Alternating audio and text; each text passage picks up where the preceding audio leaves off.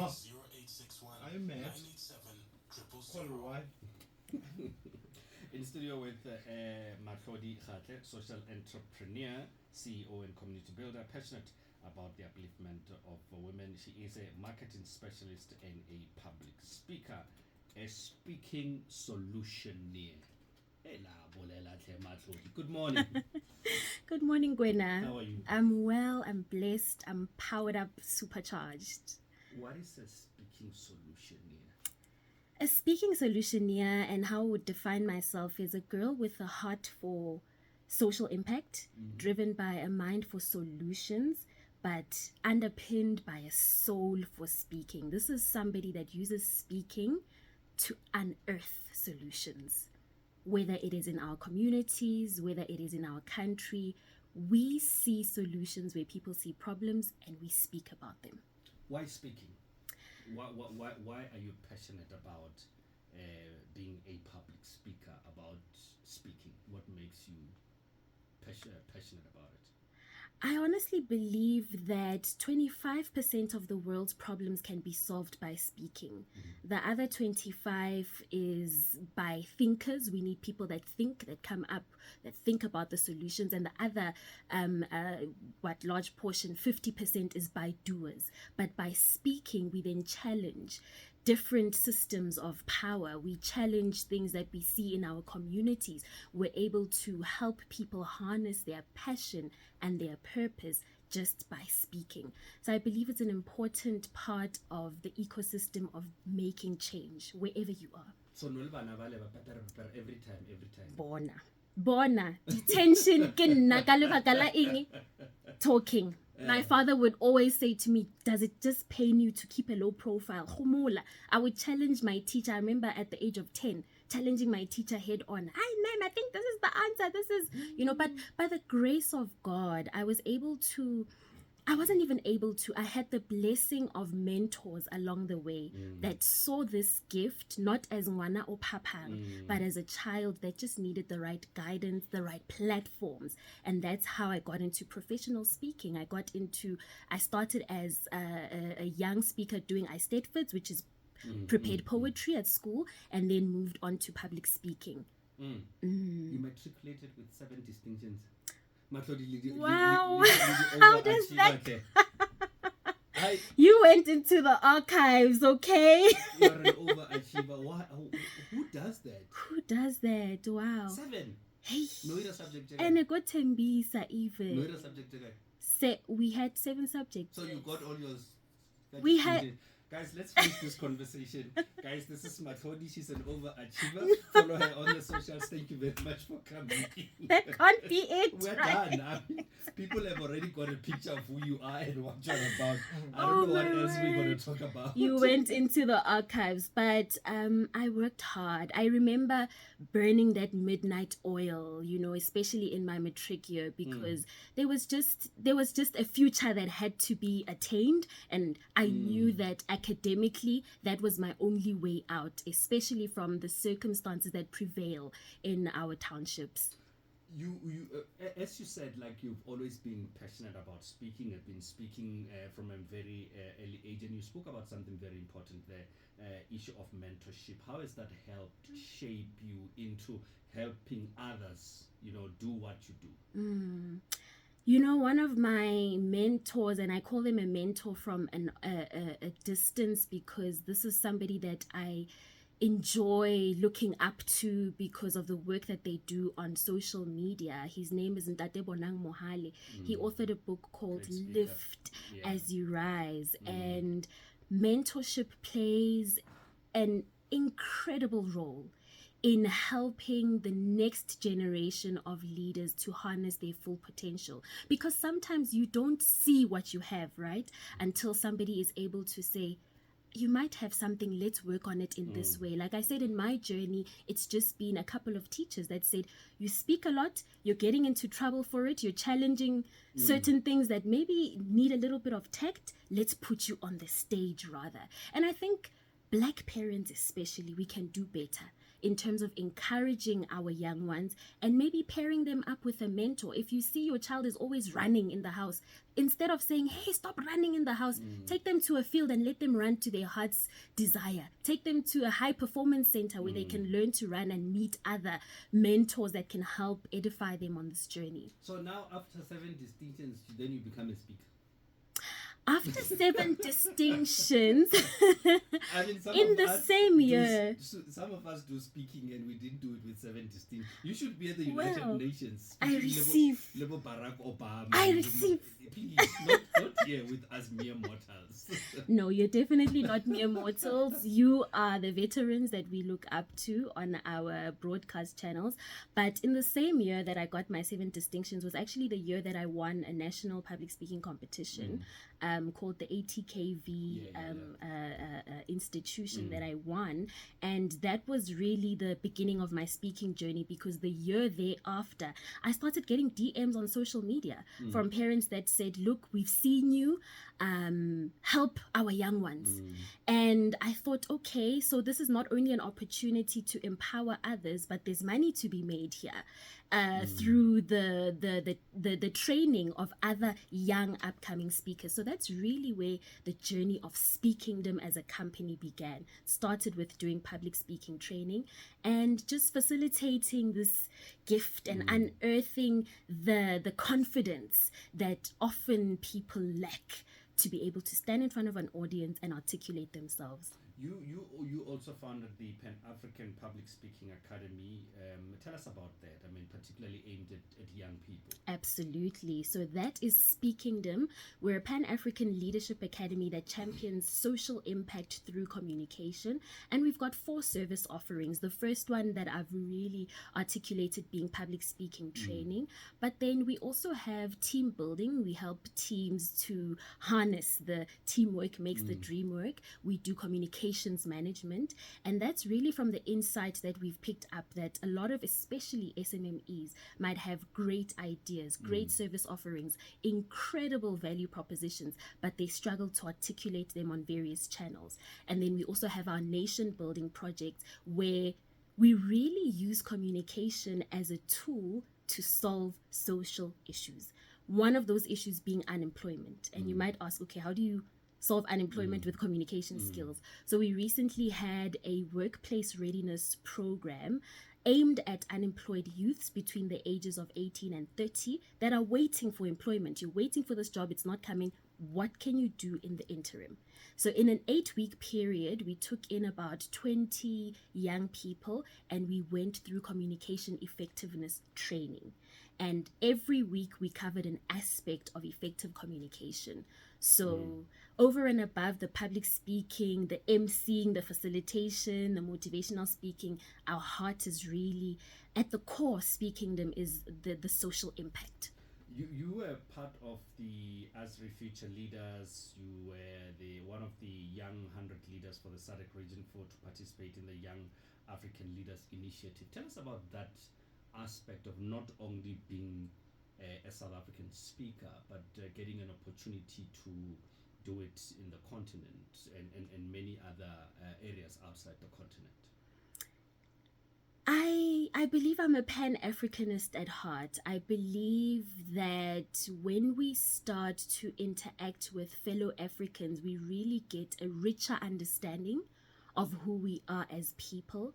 And it also enables us to never stop learning about who we are, learning about what we can do. So those opportunities also expose me to fellow like-minded and maybe not so like-minded African leaders that are also challenging various systems in their own countries. And it gave me an opportunity just to see how we can come together also as young leaders to bring about global change. So I mean, you're not talking about again to the point that you made about young people. There is this perception that young people these days, they're more woke, they're more about TikTok, they're more about social media. But you've also done a lot in terms of social media as a social media strategist. How can we then use social media to keep on encouraging people, or young people specifically, not only to be TikTokers, but to use it for social development, to have a positive social impact, as it were? You know, social media and the digital evolution has given us that edge to be able to use our voice for positive change.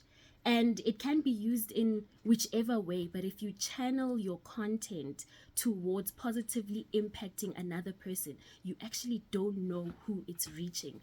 Like I said to you, I started posting videos on social media and DMs started coming. Please come and help my young one. Sometimes social media is the only access that a young person has to inspiration. For someone like me who comes from Tembisa, a goal-driven life might be very far-fetched because in your immediate surroundings, it doesn't look like there's anything feasible from your potential. But you log onto social media, you go to TikTok, you see a motivational speaker, you see somebody that's doing something out there that really speaks to you. That can be the avenue through which you start, or a different lens through which you start to see yourself. So I think we really need to mine the full potential of content creation. Yeah. Let's talk on the young future leaders, the young people leading. And you spoke about politics and speaking. How do they come? How can then speaking, being a speaker, being able to touch young people, change our lives for the better, particularly from a political perspective? Because the other argument is that we are stuck with octogenarians as our leaders, sleepiest in parliament, but then you have young people that do not necessarily get that voice. How do we balance that? Like I said earlier on, the world has three types of people. The first one being the thinkers, second being the speakers, thirdly the doers. Speakers are important because they are able to lend their voices to causes that matter. These are the activists in our society that challenge the status quo. Speakers are important because they also help others to tap into their full potential. I'll use an example.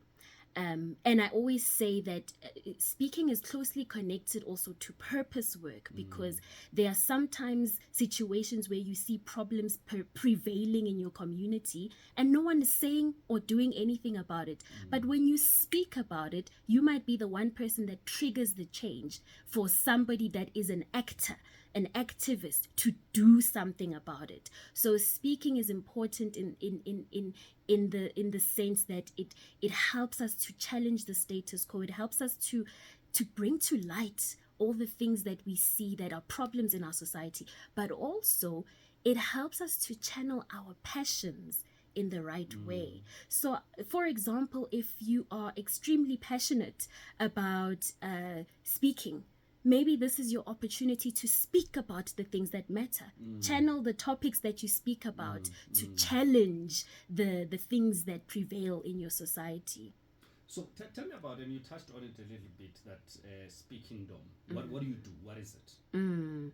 So we are a leadership academy, and we've got our 4 services. It's the public speaking training. So what we do with the public speaking training is we've got a program called How to Deliver a Killer Speech Without Dying. So the reality is that 75% of people globally have a fear of public speaking, to the extent that when they are attending a funeral, so this is an analogy, you're at a funeral, 75% of the people at the funeral would much rather die. They would rather be in the casket, going underground, than to be the person delivering the eulogy or delivering any other form of address on the podium. That is the extent of the fear of public speaking. So we help people to unearth their full potential through public speaking and developing confidence. Confidence can be expressed as either inner confidence or performed confidence. When you see somebody having finesse, how they're dressed, how they look, it actually starts with inner confidence.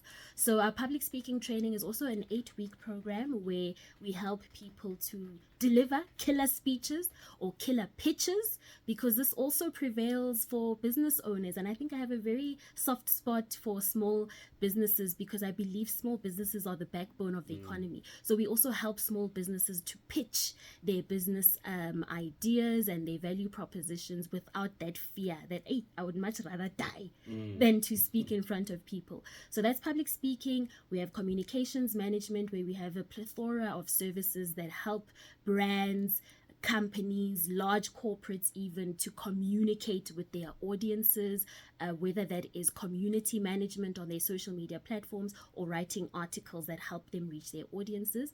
And then we have team building, and then our nation building projects. As a woman in this space, how has that been? Were there any challenges? Are we still having those issues that, but you know, have you experienced that as a speaker in your field and trying to make an impact, as you says that you are very passionate about the upliftment of women also? I heard something the other day that says being a black woman, it's almost akin to being black twice. And why that struck a chord with me is navigating, number one, your Afrocentricity or your blackness in various spaces can be a challenge, because you need to prove yourself. You need to come with your accolades, your 7 distinctions. Before anyone listens to you, you must come and prove that this is what I have done. Whereas your counterpart, who could not be of your same color, can just walk into that room and have their say and have the respect given to them on the silver platter. There's also, I heard this, that women, when they see an advertisement they for a job, they want to tick all the boxes. Whereas a man, if you look like a 50% more, then you go for it. I'm telling you, Abutkwena, and I think it's the most debilitating thing ever, because you would look at that job spec and know within your heart of hearts that I can do this, but I just have to go the extra mile to prove my abilities so and my 110% over and above what is required just to get your foot in the door to have that conversation. But I think something else that has become more and more challenging for me is navigating the space as a woman and a mother. Because when I became a mother, I had to then take the back seat and nurture my child, be there 110% building my family. And you almost think, how do I navigate this journey of building this company, building my dreams, while at the same time taking care of my family? And I'm blessed in the sense that my husband was always there. I don't know what I would have done without his support. But if you look at the statistics in terms of single mothers in this country that have to navigate, put bread on the table, fend for their families without the support of a partner. Can you imagine how much potential that woman can have, how much impact she can have in society if she just had the support? How else will she succeed in her business if she doesn't have that support? So those are all the challenges that women have to grapple with on a daily basis. We are out of time, Mahlodi, but right, time goes by quickly when you're having fun. But as a parting note, what keeps you driven? What drives you? My purpose. My purpose drives me. I have an aggressive belief that God has a purpose for my life. You'll see this t-shirt, and unfortunately for the listeners at home, they can't see, but it's written, I am bold. So I wake up every day with the conviction that I am bold. I'm victorious and overcoming in every area, trial and circumstance over my life. I know my why. I know why I'm alive. You know, Mark Twain, is an old philosopher, said the 2 most important days in your life are the day you were born and the day you find out why. Find out your why. I know my why, so it makes me to be alive in purpose, alive on purpose, alive with purpose. Well, you are bold, I am bold. Mahlodi, thank you so much for popping in, and thank you very much for coming through to speak to us. But for people that want to find out more about you, about what you do, where and how do they get in touch with you, find out about Speaking Dom, and just about what you do on a daily, where next you are speaking, and so on and so forth. Where and how do they get that information? Absolutely. Thank you so much. They can find us on www.speakkingdom.co.za, or they can call us on 068 434 7769. And of course, social media on Instagram, we are speakkingdom_ZA. Management, if you are listening next year for 987 Women, here we have a candidate that can come and present a show. If management is listening, right? Yeah. You definitely kill it. Wow. Thank you so much for coming in. Thank you, Abitoka. Wow. Me?